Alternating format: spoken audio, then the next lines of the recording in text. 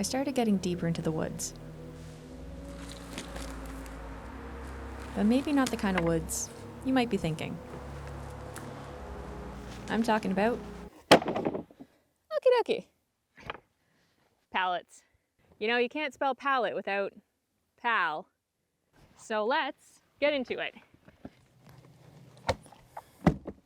Now I need to figure out what I'm actually going to make. when it comes to building with pallets, your imagination is the only limitation. Because they are pre-assembled platforms with repeating dimensions, you can almost use them like large Lego pieces. You can stack them, disassemble them, or do any kind of reconfiguration. And people have gotten really creative with these pallet projects. Reclaimed wood often brings more character than lumber that's freshly bought from the store, showing its raw history and rugged texture from its time in the workforce. Plus, you're taking something that might have just been seen as shipping waste and giving it a second life. Even if you're just making a simple project, finding a way of upcycling is a win for everyone. But there are some reasons people avoid using pallets. One of them is the sheer frustration around prepping pallets for your project.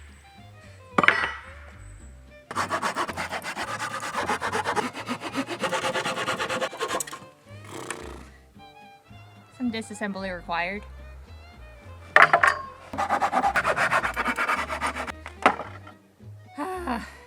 This is taking a while.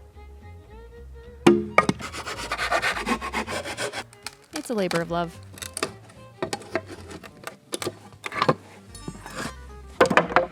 Plus, you're gonna run into a lot of nails.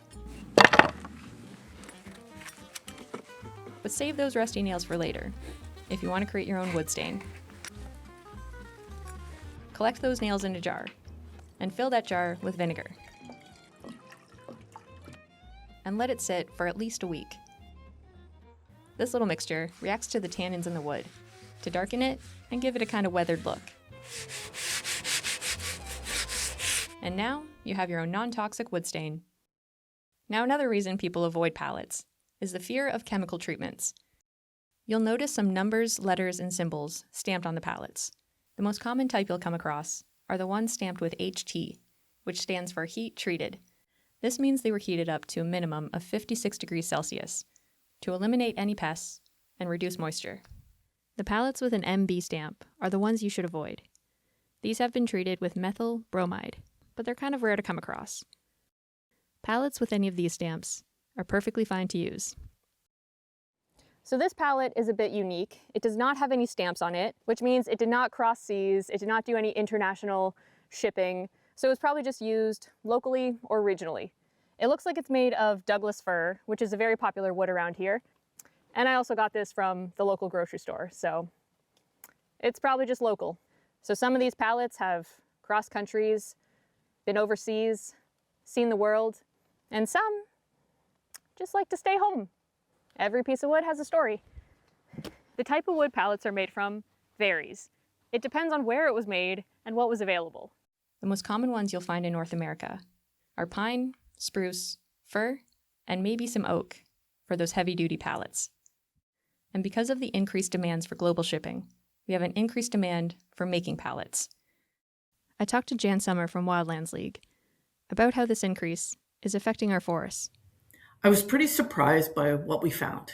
You gave us a call and said, could you look into some information on wood pallets? Dave, who works for me, looked into it, and here's the best that we could find. For the broader logistics industry, which includes wood pallets, fiber use in the US is about 50% of their total market value.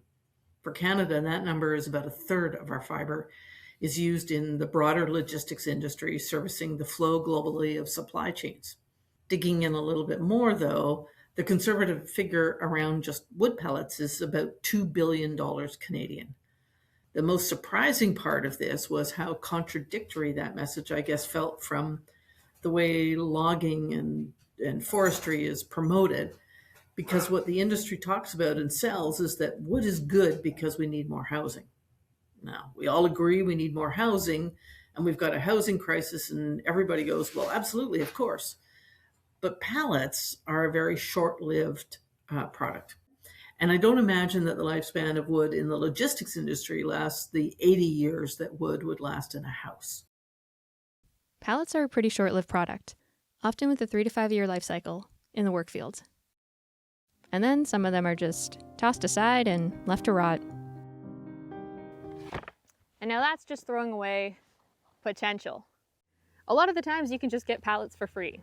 I went on Facebook Marketplace in the city of Victoria and just typed in pallets. And the amount of ads that are usually titled like free pallets, please take. So, free material. Kind of nice. Yeah, so much potential. So from our perspective, pallets are one of those short-term products. It was a standing tree, a valuable part of the entire ecosystem of the forest with a lifespan of over 80 years, maybe 120, 130.